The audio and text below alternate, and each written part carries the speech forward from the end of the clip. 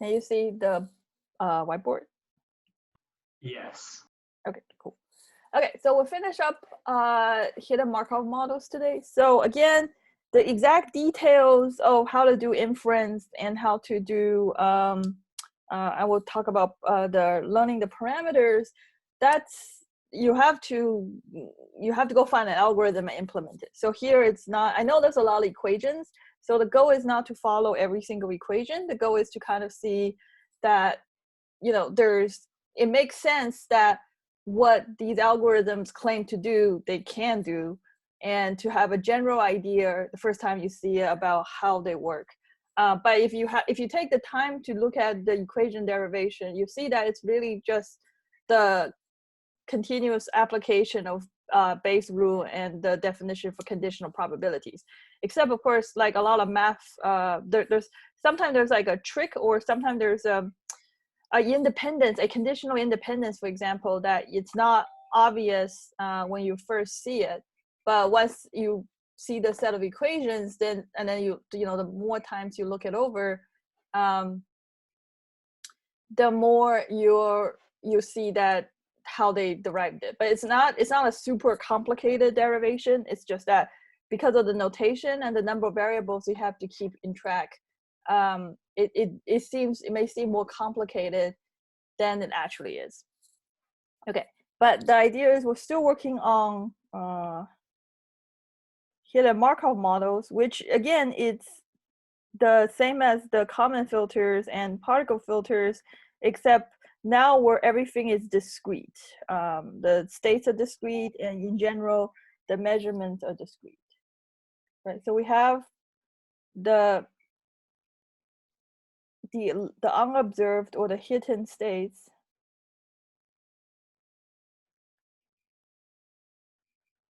which are discrete, and we have, from each state, we have the actual observation. Right. So we assume that if we're talking about the posterior distribution, we know the values of these things. Right. So for example, if each y takes on a number between 1, 2, 3, we may see that y1 is 1, y2 is 1, y3 is 2, and so forth. Right. So it really depends on what variable you assume the states can take. Right. So again, in order for us to fully specify the structure, we need to know three things. We need to know the transition probability between the states. And we need to know the emission probability of, if I'm in a particular state, what's the probability of observing a specific observation. So it might be that if I'm in if state 2 is square, then I will never observe the observation, the measurement 2, right? So that is, you have to, the way you tell the model if that such thing can happen is through specifying this emission probability.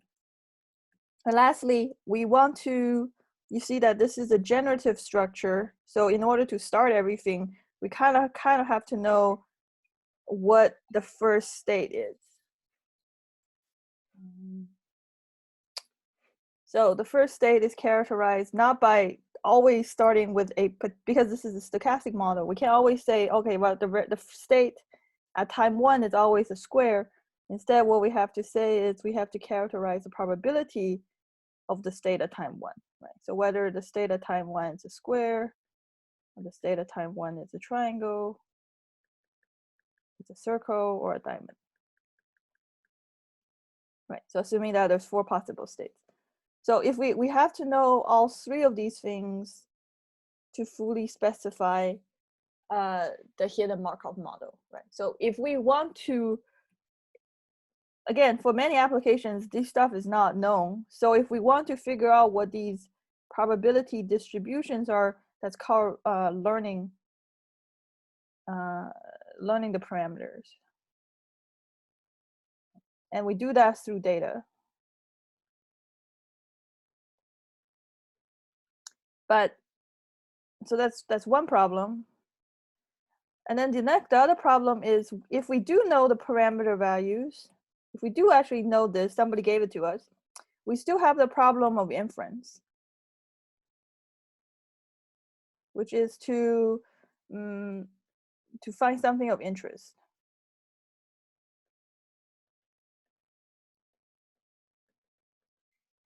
Right, so the thing of interest could be, if I observe all these y values, what's the most likely sequence of state I was in? Or if I observe the y values, what's the most likely state at time L+1? Or I observe the y values, what's the most likely observation at time L+1? And then also, as we saw with the example of the trying to figure out which if we observe a bunch of acoustic characteristics, what was the most likely word that's spoken? So that's basically saying if I observe a particular set of observations, which one of the K hidden Markov models was the most likely did the most likely come from, right? So inference, it's just really a large probability. Like there's a wide set of questions you could ask for inference. It really just depends on what's the application. But in general, inference itself assumes that I know all the parameters of my model. So in many cases, you have to learn the parameter models first and then do inference. But as you saw in Kalman filters, for like problems involving aerodynamics or something, from physics or from expert knowledge, we actually do know the parameter values. But so that step can be skipped, but in general, you do have to learn the parameters. Okay, so the thing is, we realize that so in the problem we're in the inference problem of interest to us is given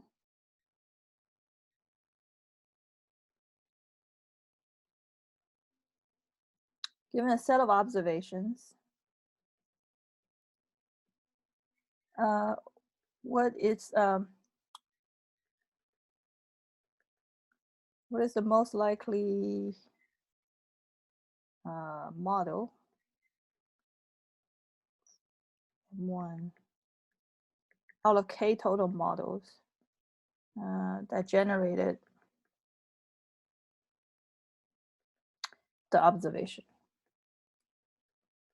Right. So something like that. So really what we want is the model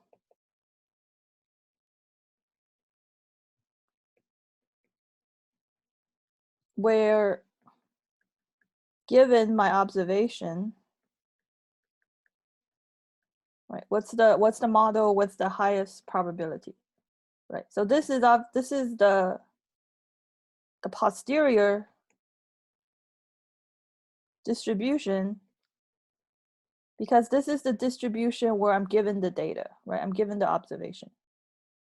But again, we said, well, in this case, in many cases, actually, it's hard to find the map estimator because of, for various reasons, in that, so one is that this is a distribution of all the models. So we have to make sure that if we sum up this probability across all the models, it sum up to 1.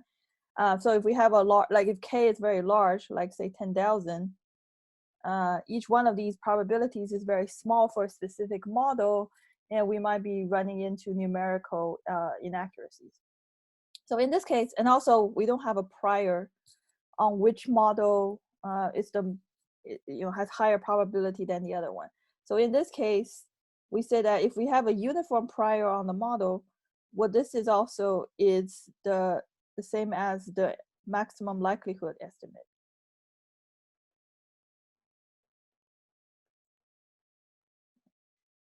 So the likelihood is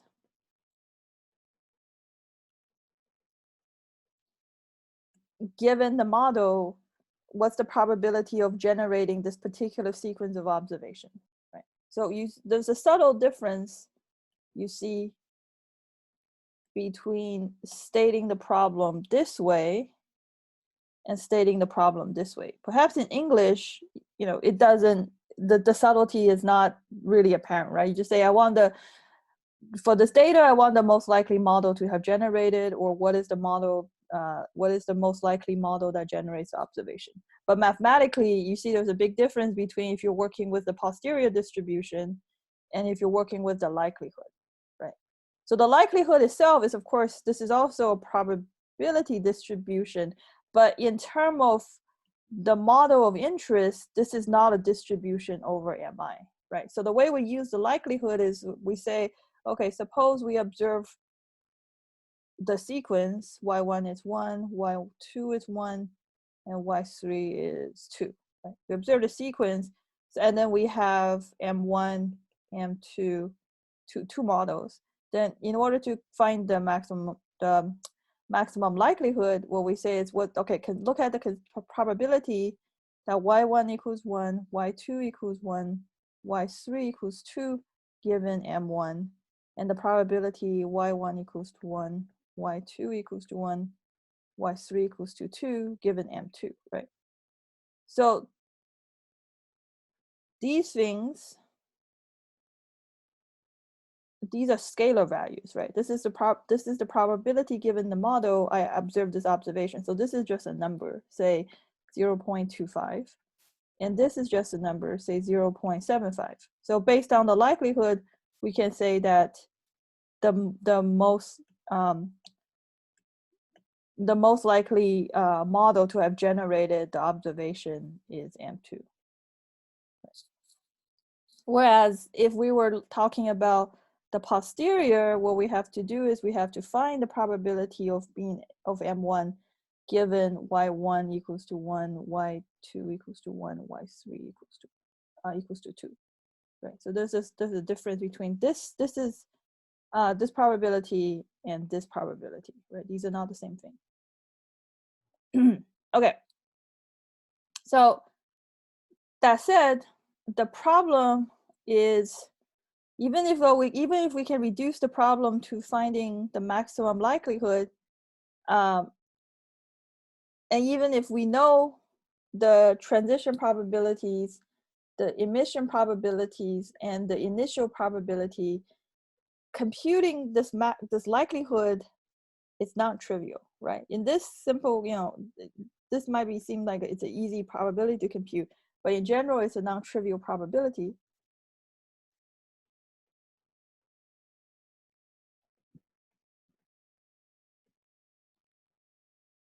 And the reason it's non-trivial is because I technically have, I might see this particular observation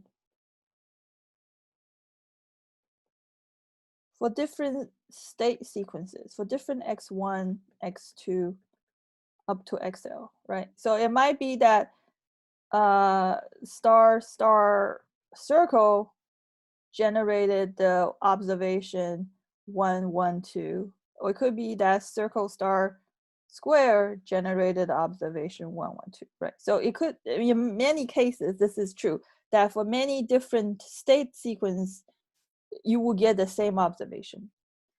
So in order for me to actually know what this probability is, I actually need to sum out or marginalize over all the possible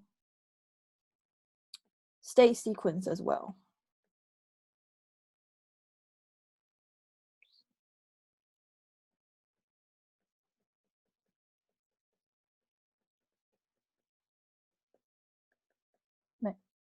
And x1, x2, xl, right? And it's the summation that's going to get me into a lot of trouble because the number of summations I need is n to the L, where n is the number of possible state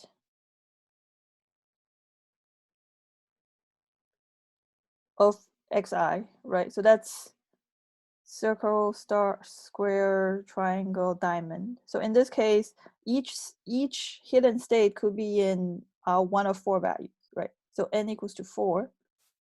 And L here is the length of the sequence.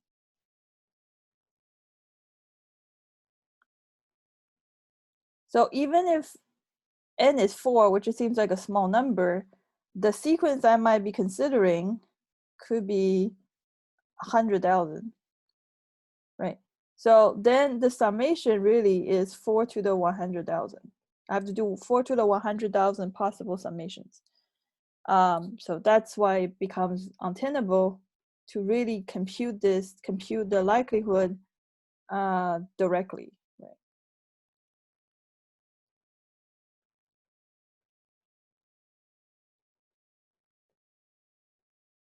Right. It becomes a computation problem. If n is small and L is small, there's zero problem with approaching the computation of the likelihood this way, right? So the maximum likelihood estimator doesn't care how you get the likelihood function, as long as you're able to compute these numbers and then take the max of them, you'll be able to compute the maximum likelihood estimator just fine. It's just that in our particular setup, we realize that directly computing for the likelihood is going to take n to the L possible summations, right? To sum out all the possible hidden states. So that's what this thing of this many pages of derivation is trying to say, that there is this algorithm which is called the forward backward algorithm,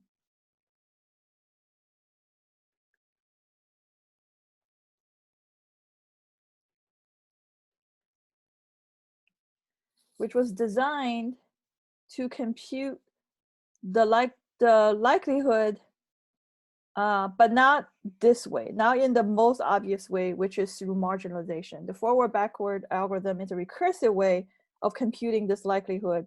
So again, the trick of computation is, even though mathematically what I'm doing is I'm still going to sum out over all the possible configurations of the state, which I do not observe. So that's why they have to be summed out.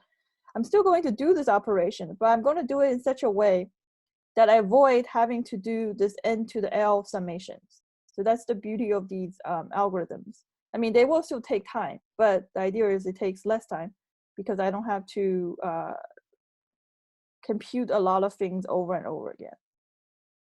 So this is a forward-backward algorithm. It's a recursive algorithm.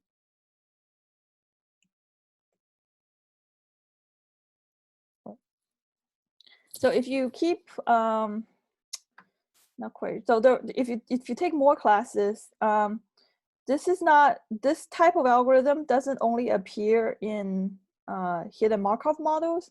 So there is, if you take classes in probabilistic graphical models, there's actually a class of algorithms which you can prove that the summation, which is difficult to do computationally, you can reduce it to these sort of recursive algorithms. So it's not by chance. Well, I mean, when they first discovered it, it was by chance, but there's actually, there's more formalism as to why this is possible for the hidden Markov model, right? Okay, but the first thing we looked at last time was the forward direction, the forward method. Right, so even though I have the observation y1, y2 all the way up to time L, right? So the forward method is going to kind of go forward in time. So I'm going to go to n, compute something here, then do n+1, and use whatever I've computed here in the computation at time n+1, right? So I'm going to keep doing this until I get to the end, right? And then when I get to the end, I have my likelihood, right? So that's kind of like how the forward algorithm is designed to do. It's designed to go forward in time. So the key to the forward algorithm is to keep track of the forward variable.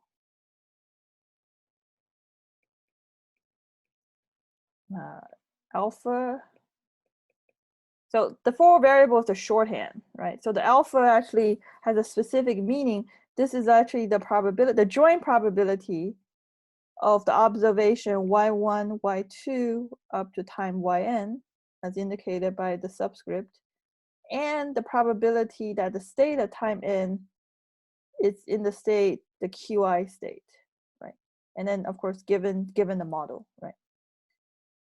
So because we're computing this for a particular model, I lose the subscript of the IVE model. And also in many cases, I just forget entirely the given the M, right? Because we know that in order to compute this probability, we have to know the transition probability, the emission probability, and the initial probability. So in order to be able to compute this, we have to know exactly what model we're working with. So that's why this M occasionally gets dropped, because it makes the writing cleaner. Right. So instead of writing this joint probability, is encapsulated in the forward variable. Right. So obviously, when I write alpha of n plus 1j, what this is the probability of the observation y1, y2, yn plus 1, x of n plus 1 equals qj.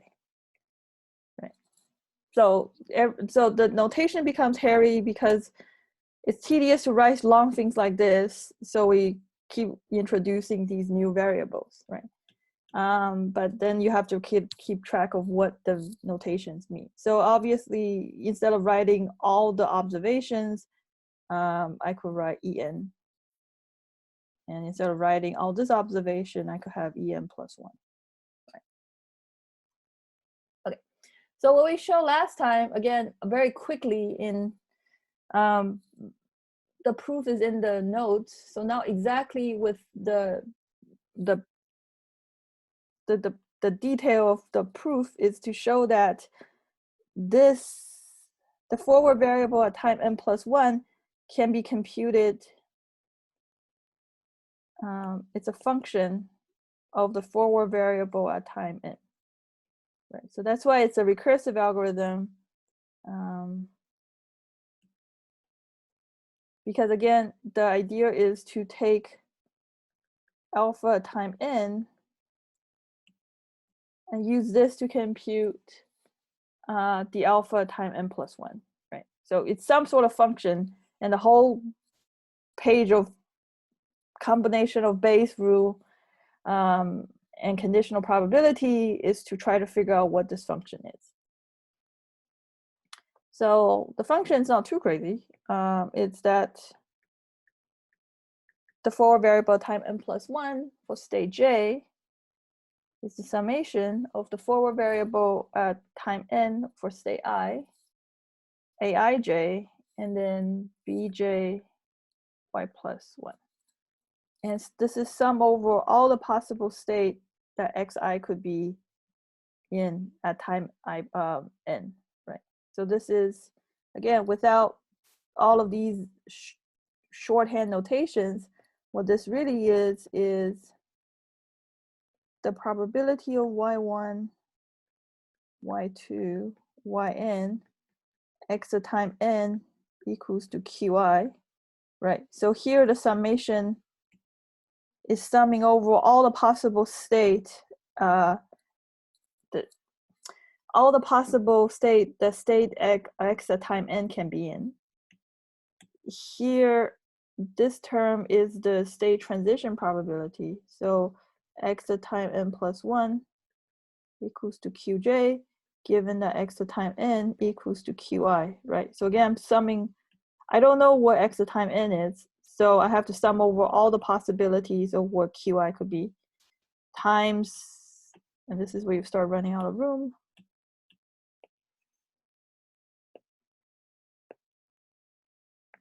right, times the state, the emission probability, right, which is the probability of observing y at time, sorry, this is not,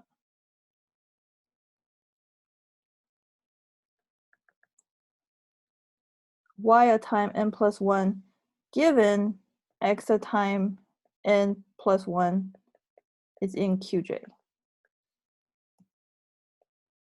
Right. So technically this term can be taken out of the summation because it does not depend on I.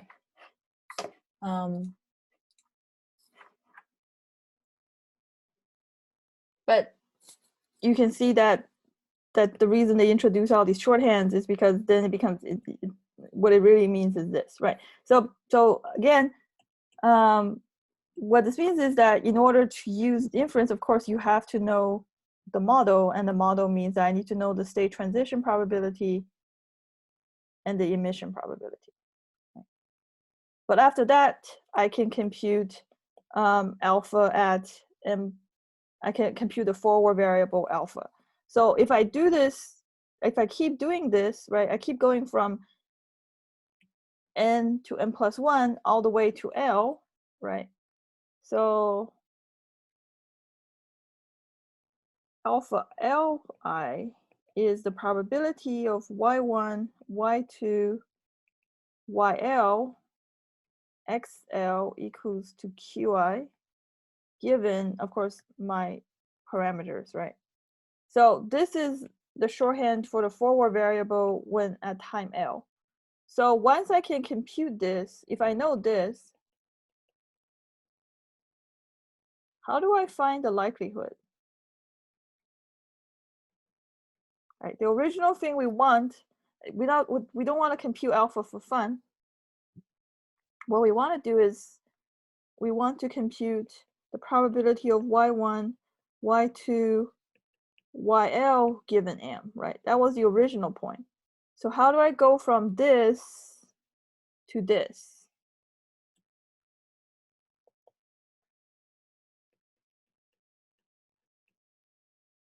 Marginalize over, like from I is 1 to n? To n, yes, right? So notice that this alpha variable, it looks very it's very much, it could almost be the likelihood, except it has this it's a joint probability also over q xl, right? The state of xl. So what I need to do is I need to sum out the possibilities of all the possible states the Markov chain could be in at time L, right? So then when I sum this out, I find the likelihood, right? But I know that this thing is alpha Li, and I know that there's a recursive form of alpha Li, right? So there's a recursive form. So I don't start with alpha at time L. I start with alpha at time 1, and I keep going alpha time 2, alpha time 3, alpha time L. I keep going, and eventually I end up with this alpha at time L. And then all I do is I do one last summation over from 1 to n, and then that's it. Then I have my likelihood, right? So you see that it's not like I'm shortening any computation. I still, by definition, by marginalization, what I have to do in order to get the likelihood is still I have to do all of these summations, right? It's just a question of the sequence of me doing the summations, and can I make use of the solutions in the previous time to the solution in the future time. So this summation, you see that this is really, of course, L different summations, right? So this thing is really from L different summation symbols, and each one of them is from 1 to n. But similarly here, I'm not really losing summations. In order for me to go forward in time with the forward variable, I have to do this summation from 1 to n. And at the end, I have to do a summation from 1 to n. So in actuality, when you implement this, you're actually still doing L different summations, right? You're not suddenly magically reducing the number of summations you have to do. But what you're doing is you're changing the order, the sequence at which you do it, and that has computational gain, right? So that's the beauty of these sort of there's a whole, especially for those people who are CS oriented, there's more to this kind of stuff than just probability. There's a whole slew of algorithms, which is really where a lot of the active research is in. It's in these algorithms, which does what we needed to do, but in an efficient way, right? We know exactly mathematically what we need to do, which is to sum over all the possible hidden states, but we need to do it in such a way that it doesn't require us to do, 4 to the 100,000 or whatever computation, which will take forever. Right. Okay, so that's the forward method. So remember that the forward algorithm, sorry, the forward variable is a joint probability, right? So the thing about forward variable is it's a joint probability of the observation up to a particular time and the state, the hidden state of that chain at time n, at the last time period. Okay, so now we'll talk about the backward variable. And the reason you have forward and backward, as opposed to, well, if we can already compute the likelihood just with the forward variable, why do we want the backward variable? So the reason is we actually will use the forward and backward variable in learning, but also it's a matter of efficiency in that if we have, it depends, we're not always only interested in the value at time L. We might be interested in a value in the middle. And it's more efficient if you have one thing that approaches in the forward direction and one thing that approaches in the reverse, the backward direction. That way you can use computer 1 to do the forward direction and computer 2 to do the backward direction. So you actually, it's much faster to be able to go forward and backward as opposed to just only in one direction, right? So similar, so like the forward, you can actually compute the likelihood by only going in the backward direction, but it's just a little awkward to think about because we're not usually used to think about things backward in time, but it's the same thing as you can do with the forward direction. So you can't just compute the likelihood by only using one particular direction, but as with a lot of things, it's better to be able to parallelize things and go both forward in time and backward in time. Right. Okay, so that's why we need backward. And backward, at least I find it a little bit less intuitive to think about than forward, to be sure. So first is a matter of notation. So we know that we introduced previously y1, En is the set of observations y1, y2, all the way up to yn, right? So remember that what we really have is we have 1, 2, all the way up to L. And n here is just a placeholder variable, meaning one of these values, right? So what we actually have, if we want to talk about backward, which is the part after n, what we have is n plus 1, n plus 2, all the way to L, right? So what we want is we want a notation that indicates the set of these observations. And unfortunately, well, I mean, I don't know, the way the book I was using does it is they use En prime to indicate the set of observations after n, right? So the prime indicates, so up to here is En, and then from n plus 1 to L, this is En prime, right? So that's the only thing is if you see prime, it doesn't start at time n, it starts at time n plus 1. I mean, the choice of notation is, you know, that you just have to pick a notation and stick to it. But I don't think this is the most intuitive way of notating it. But so that's why, so when we work with the backward, when we work with the forward algorithm, what we use is En. When we work with the backward algorithm, what we use is En prime, right? Because we're going to start at time L and then go backward.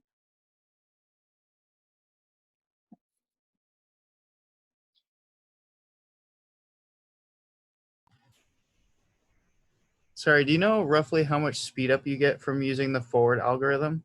I do not. I'm not a computational person by training, so I don't know how to, I'll look it up, but I do not know like a quick hands up of what it would do. I would imagine, so the reason we hate the original method is because that's an exponential complexity, right? And so I imagine whatever the forward algorithm does, it's no longer exponential. But I don't think it's logarithmic. I don't know. I don't think it's that good of a speed up. Gotcha. Yeah. Thank you. Yeah. Okay. So what we need to do is.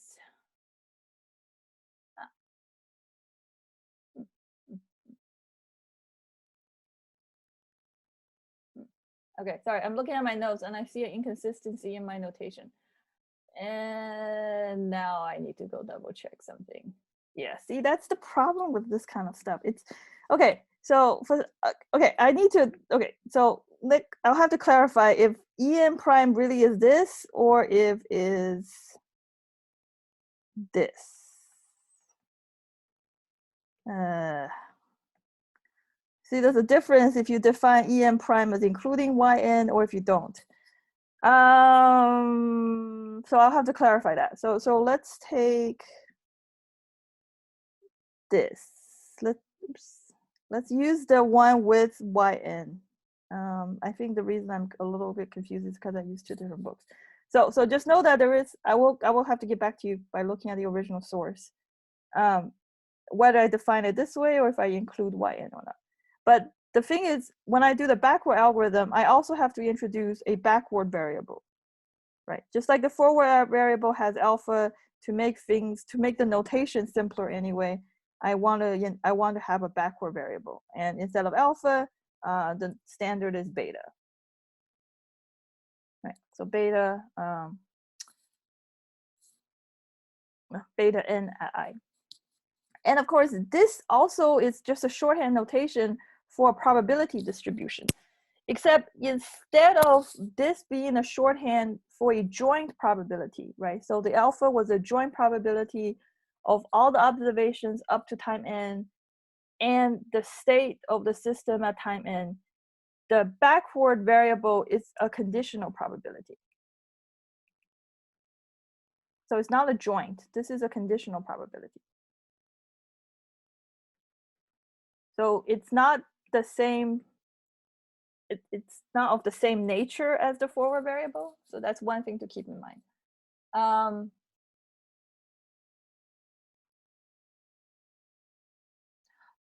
Oh, okay. I see what's going on. Okay, sorry. I have to pause a little bit because I did not upload the updated version. So that's why the notation seems strange. Let's see, how do I do this?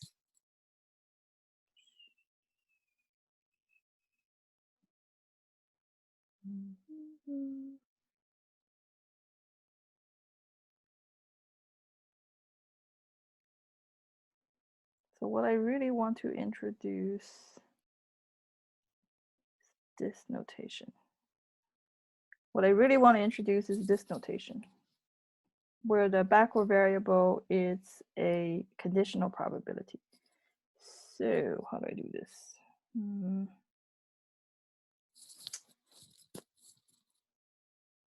Okay, let me log off, email the updated version to myself, and then I will continue. Sorry, not log off. Let me stop sharing for a bit. Okay.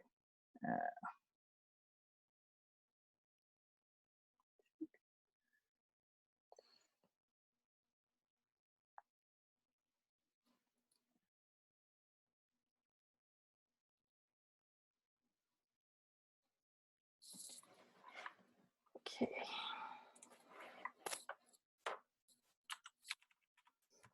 This is what happens when you use 2 different books. I really should have. Okay.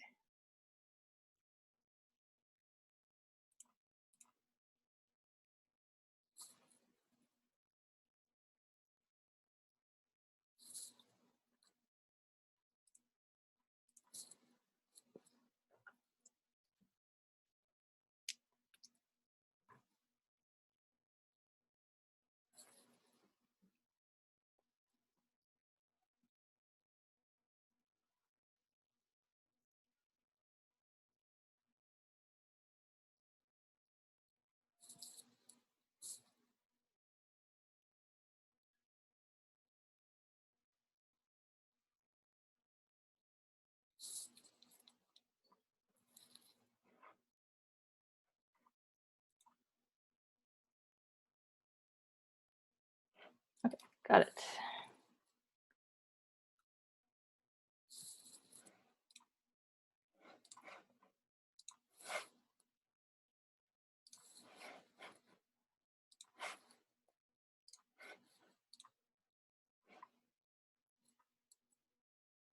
My goodness, why is it so large? It's taking my computer. Why is it so large? taking my computer a noticeable amount of time to download this file. I have no idea why this is so large. Okay, I'll upload the lecture notes after this. Sorry about that.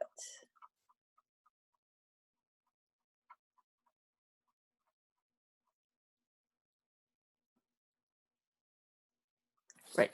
Okay. So what we need is the backward variable is let's see, share screen.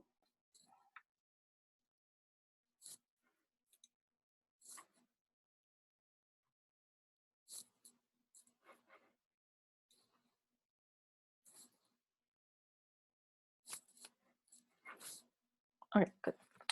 Okay, so the backward variable is conditional probability. So it's actually a shorthand for the probability of yn plus 1 all the way up to yl, given the state of x at time n is in the state qi. And of course, this is also for a particular model, right? So, but again, usually we kind of just, we know that we're working with a specific model, so we drop the m, right? So note, so this is nature. I mean, it's not the forward variable is a joint probability. This is a conditional probability, right? So that's the thing. And also, I'm working from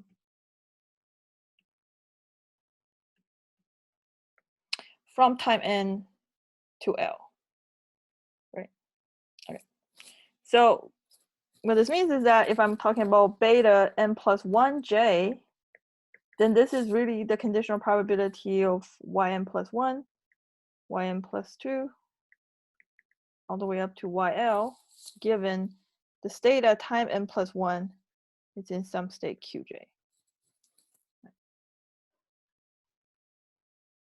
Okay, so the idea is that, again, without the proof, is the same thing, is that there is a recursive form, a recursive way of computing for the betas, except because we're going kind of backward in time, what I need is a way of computing beta n as a function of beta n plus 1j, right? So same thing, but this is going backward in time. That's why I see beta n plus 1 first, and then I see beta n, right? So beta n is a function of beta n plus 1. So again, without proof, but it's by the same argument of using Bayes' rule and conditional probability, that this is also the summation. So I also need to sum over all the possible state the Markov chain can be in at time n plus 1. And then the same thing, I have the state transition probability. And also I have the emission probability.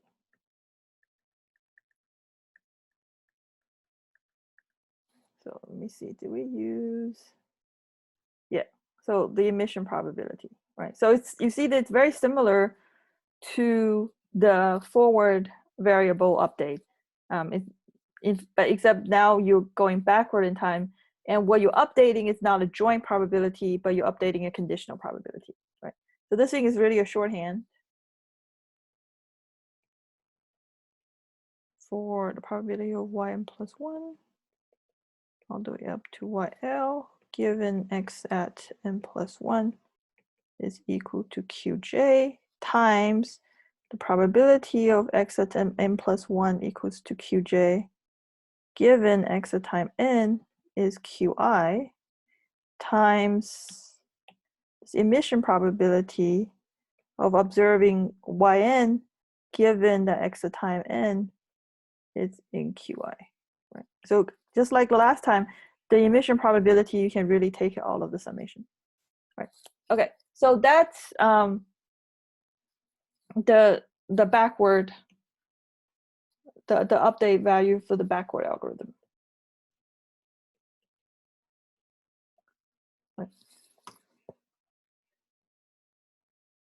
So the idea is, so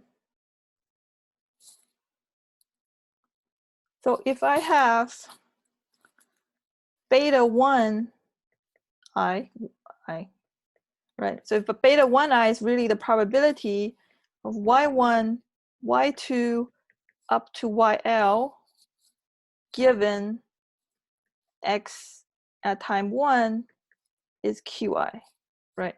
So if I was able to compute all the way backward, what do I have to do in order to get the likelihood function, right? So the thing I'm really curious about, what I still want, is really just the likelihood, right?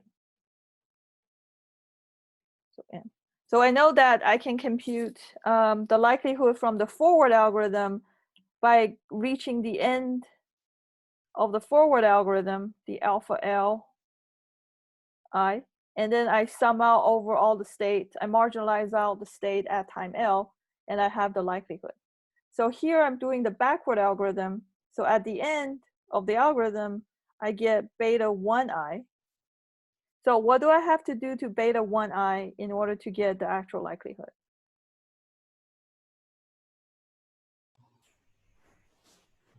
Can you multiply by the probability of what's given? Like the x1 equals qi? Okay, so what would that give me? The p of y1 to yl given m. Yeah. So beta 1i times the probability of x1 qi, right? So this would be what? The probability of, Oh, your m isn't hidden in there? my m? Oh, Yeah. yeah, so really the notation, this is where the notation gets, you see, the reason, like a lot of the times, because I know there's no way for me to miss the m, right? So I don't really, I don't need to, it's just, it becomes awkward to keep writing this m all over the place. So I don't need it. The m doesn't matter. So here, when I'm talking about the likelihood, right? So this is the likelihood. As long as you remember that each model has its own likelihood, you can in some sense forget about the m, right? So the m is not what's going to keep us from computing the likelihood. So my question is, if I have beta, right? So it's just like the alphas. I start with beta L and then I keep going backward in time. And eventually, of course, I end up with beta 1. So how do I get from beta 1 to this likelihood function? Regardless of the m, right? The m is sort of like understood to be there.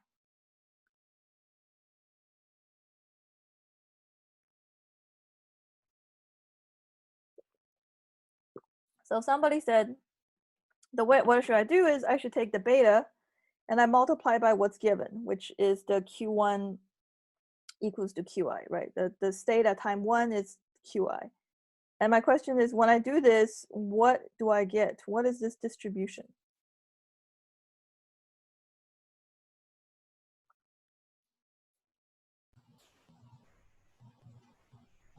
Won't that be your likelihood? So you're saying this distribution is going to be y1, y2, yl? Well, I guess you need all of your i's, right? Like the probability of each Yeah, I. so I will prefer, so a mathematical explanation. So are you saying when I multiply these two probabilities, I get this probability? Yes, no? No. Okay, good. So no, right? Something seems weird. If you remember your rule of conditional probabilities and Bayes rule, something is off here. So it's not this. So then what is it?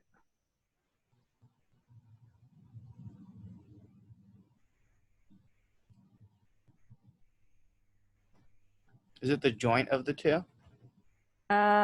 Is it?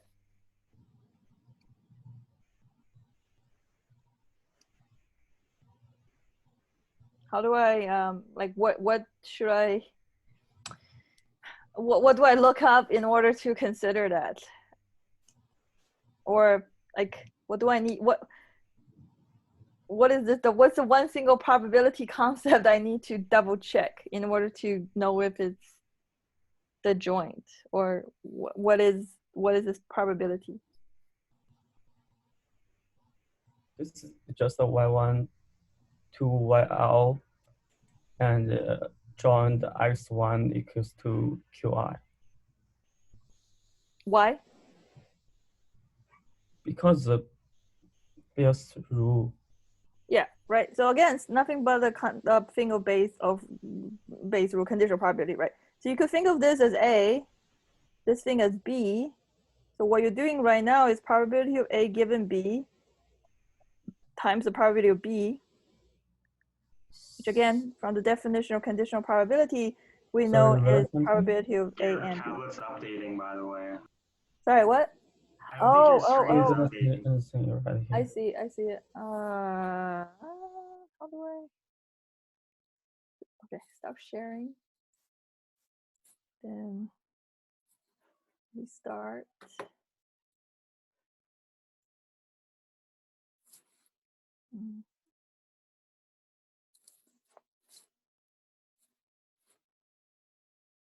Okay, so Bayes rule.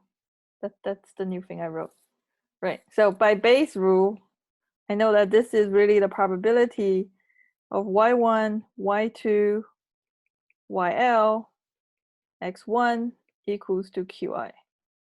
Right. So it's not the likelihood, not yet anyway. So what can I do to this to get the likelihood?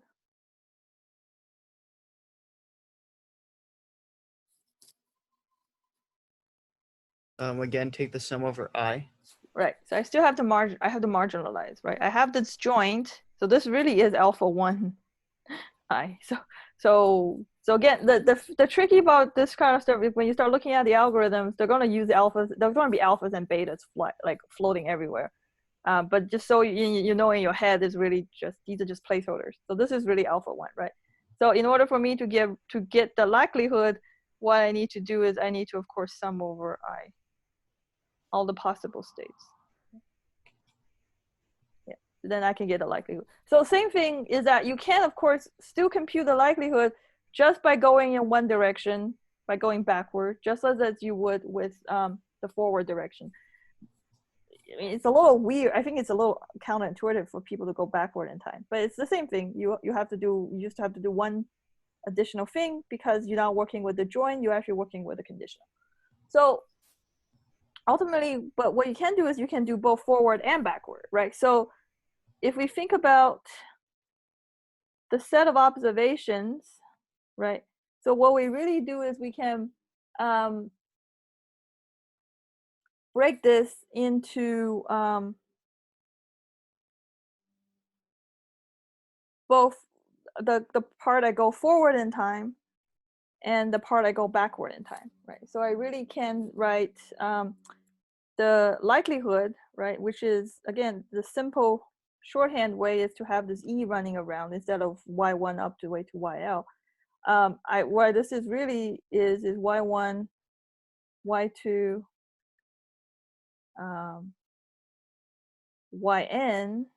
yn plus 1. Now I'm going to go double check on the notation thing again.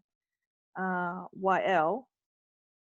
And then what I need to do is I need to sum over all the possible observations, right? So, so corresponding to these observations, what I have is x1, x2, x a time n,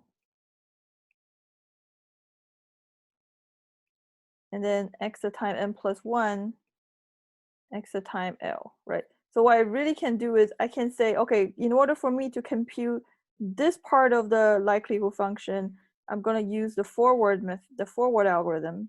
So what you're going to see is you're going to see the forward variable alpha. And in order for me to compute this part of the algorithm, I'm going to use the backward. So the way you can compute the actual likelihood is you can take the product of both the forward variable and the backward variable. So they overlap the backward variable, right?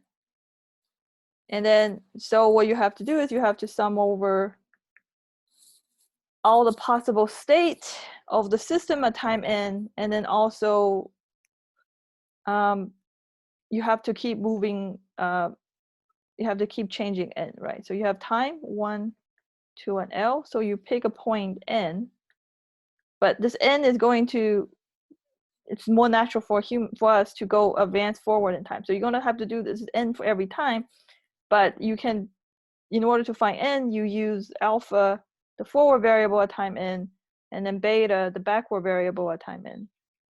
And if you do the derivation, again, this is just a bunch of multiplication of a joint and then a conditional, which means when you multiply them together, you get a joint, and you eventually going to end up with the likelihood, right? So that's how you can use both the forward and the backward variable to get the likelihood. But you can see that there's also ways of obtaining the likelihood by just using only the forward or only using the backward, right? Okay, so there's not enough time, I think, to start the next lecture. So the next time what we're going to do is going to do learning.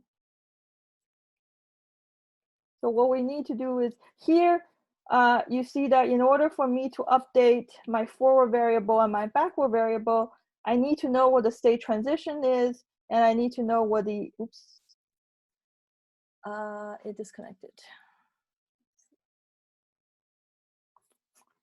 Okay, my tablet disconnected. So in order for me to compute all of these forward and backward variables, which are really just probabilities, shorthand for probabilities, I need to know the state transition matrix and the emission matrix, right? So if I'm talking about learning, what I need to do is I need to learn those parameters. Okay, this sharing is not working today.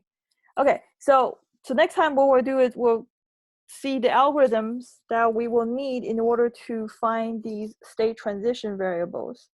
And in order for us to do those algorithms, we actually will also need the forward variable and the backward variable, because to compute for the best possible state transition probability values and the most likely state emission probability values, you're also going to encounter this sort of exponential complexity that you need to get rid of by using the forward and the backward variable. So that's going to use something called the EM, the expectation maximization algorithm, which you'll probably hear about in other machine learning classes. Okay, so we'll end class early today, and I'll see you guys next week. Any questions? Nope, all good. Okay, cool. All right, see you guys.